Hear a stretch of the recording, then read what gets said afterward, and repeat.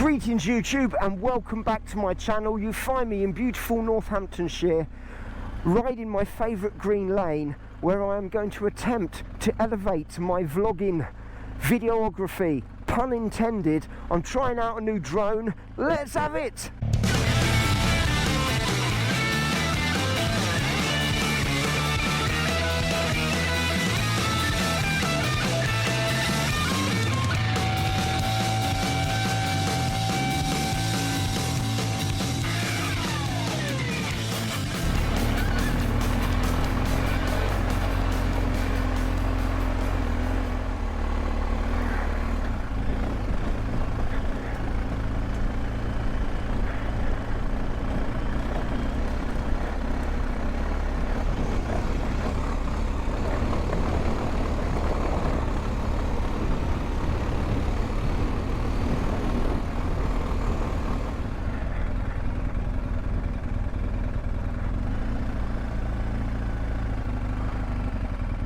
So I would like to say a massive thank you to Mark, who is one of the subscribers to the channel on YouTube. He saw the footage that I posted whilst I was in Portugal with a cheap drone that I have, and it wasn't great. It was the best I could manage with what I had, and he asked very kindly if I would like to borrow his DJI Mini Pro 3, and yes was the answer. Thank you. It's a huge learning curve for me because I am very much a new pilot, but I've come here in the middle of nowhere where the DJI app shows it is a okay to fly zone, and I've registered and taken the online test, all that stuff, so it's just a case of having a go. Let's see what I can do. My plan is, if I possibly can, is to get it up in the air, kind of do a bit of a loop, just taking the surroundings, and then the crucial thing that I'm trying to do is to get it to follow me in the bike, and I'm going to ride back along the open part of that trail I just rode up to see if I can get it to follow me, and if I can, that will be a successful first outing. So there are many gorgeous green lanes here in Northamptonshire, and this one is near Greens Norton, Blakesley, that kind of area, and it's a favourite of mine. It's where I'll come if I want to try out something using what is a big bike like the GSA, because it's a nice gentle lane. It's also a good place for me to get the drone up in the sky because there are no overhead power lines. As I mentioned a second ago, it shows on the app that it's okay to fly here. It's not a restricted area, and there's nobody about, which is most important I think at the minute. So let's have a go, see what we can do. So if I'm not whizzing around on here looking like I'm completely fluent with everything, that's because I'm not, and I find I'm very slow to react, especially when the drone is facing me. Let's see if I can raise that camera. There we go, that's me on the screen. Right, we'll try and take off. I'm going to record this footage. There we go, that's recording. I've put a SD card into the drone. I've got one in here as well.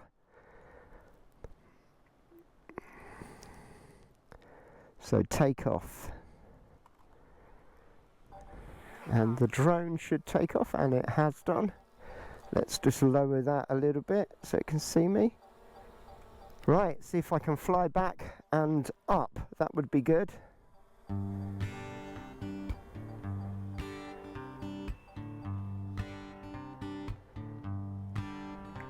Bit jerky with the controls, but that's what I would expect from me at the moment.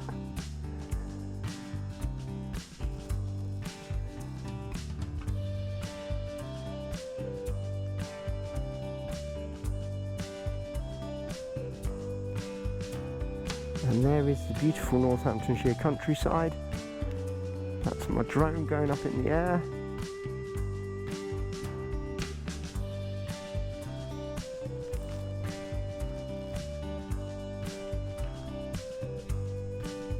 It's not too windy today.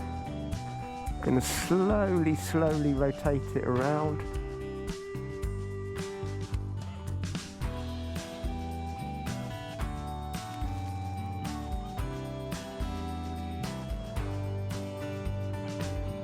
And if I lower the camera, hopefully the lane I'm going to ride up, there it is, that's the track.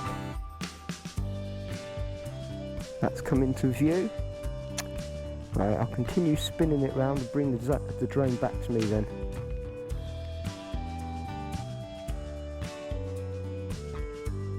And I'm going to lower it at the same time.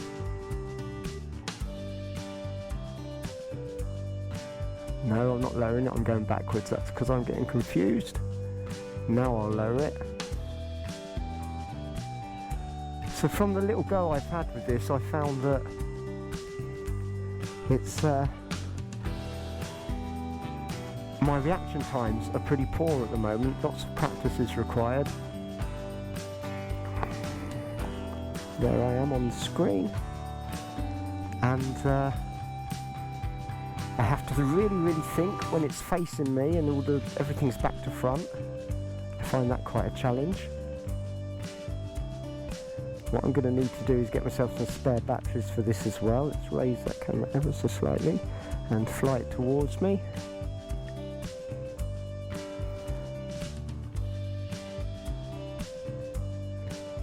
Send it off to the right slightly.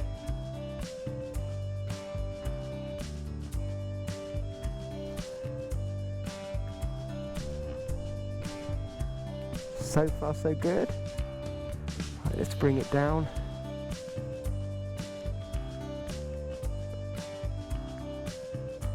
I'm hoping, as I mentioned earlier, that this will really elevate my footage, especially when I'm away somewhere remote like mountains or something like that, or on the coast.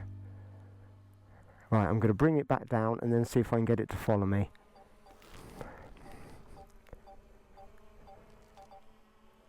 I have no idea why that's beeping.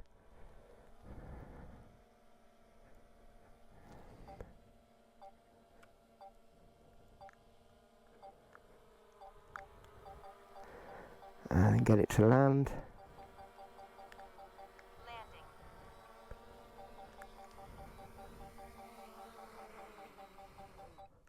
Well, that I think was a success.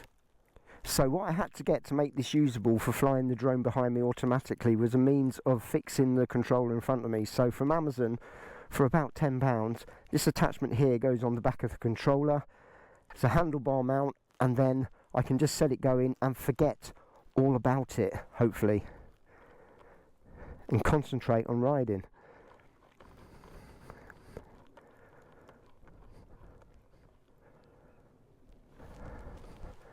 And it's quite neat and seemed to work very well. That's it, nice and sturdy. Okay, so we'll see if we can get this going. So, having read about this online, there is an active track setting, which by the time I've got it set up, probably the batteries will have run out on both the drone and the controller. I don't know, we'll see what we can do. What you have to do first of all is get it hovering, I believe, just close to where you are. So that's what I'm going to do, within about, I don't know, 10 foot at the height I want. So if I get it to take off and then start recording. Take off. Right, there we go. I'm going to get it a bit higher. About there. Just get it to look at me. Right, okay, so now into the menu, I think. Okay, and I want to put active tracking on.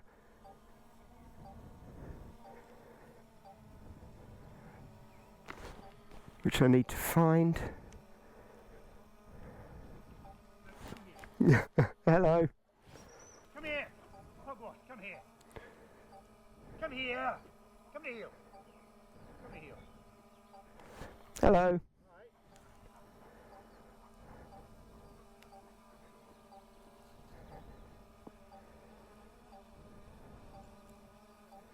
So we do subject scanning. I expected to get moaned at then, but I've not been, so that's good.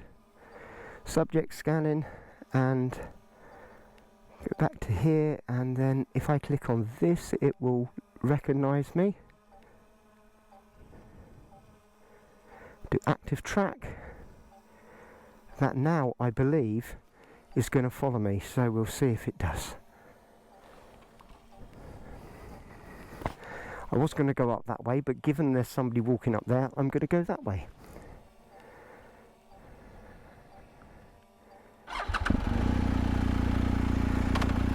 Let's see what it does. Well, it's certainly moving and tracking me, that's good.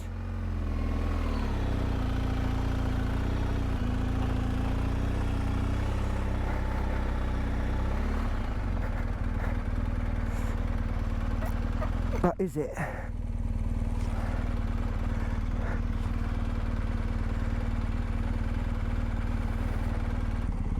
There's the drone just there, so it hadn't actually tracked me. So what I'm going to do, it's gone back to exactly where it took off. I'm going to make my way back over there and see if I can get it to work again. It is, like I said, going to be a huge learning curve.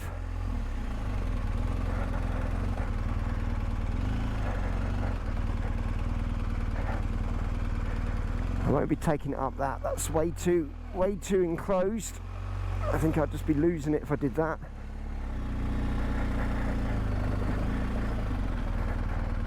Anyway, by the time I've sorted myself out, that chap will have gone.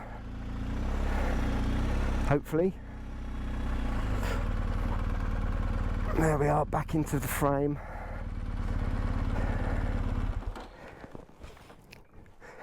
Right, I'll turn everything off and give him a chance to disappear.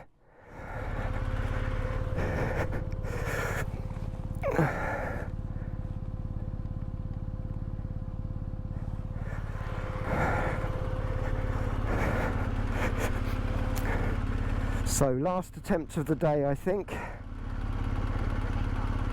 Well, it fibbed, it has taken off. I'm going to go back a little bit. Up a little bit, lower the camera, go into the menu, and then control, subject scanning. I'm now going to press record. That is now definitely recording. Okay, press that, active track. Go. Let's see if it follows me again. Please let it follow me.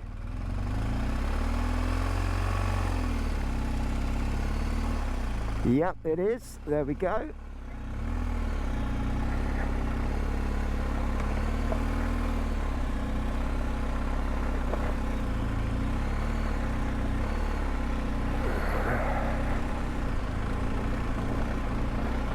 Don't want to go too fast and lose it again. Or just lose the tracking, not lose the drone.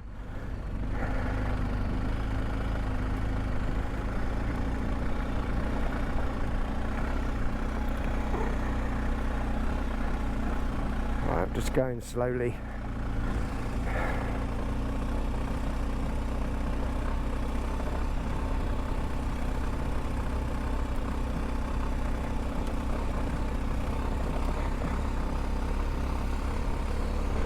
It's still got me, yeah. 12 miles an hour, okay, so I can do 12 miles an hour as long as it's got me.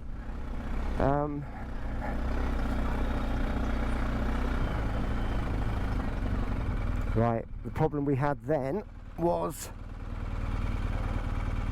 it said low battery, so now I think it's going to probably return to home. It's shot up into the air. So you could argue that that didn't go to plan, because I didn't get it to entirely track me. In fact, I did, but I don't think I was recording at the time. I don't know, when I edit this footage, perhaps I did. I get so confused. But what I have found is I need much more practice in order to elevate my footage, pun intended, and I will get that practice. I'll probably be back here a few times, hopefully not meeting dog walkers as I do so, just to get the hang of it before I let myself loose properly in the wild. Anyway, it was a partial success. I flew it up, I looked around, I got it back to me, I got it to follow me, and then when it was running out of battery, it returned to where I started. So job's a good one as far as I'm concerned. Watch this space for some stunning aerial footage at some point, somewhere remote. Anyway, I hope you liked today's episode. If you did, please give it a like and subscribe to the channel if you haven't already. And I will see you, maybe with this thing, in the next one. Bye bye.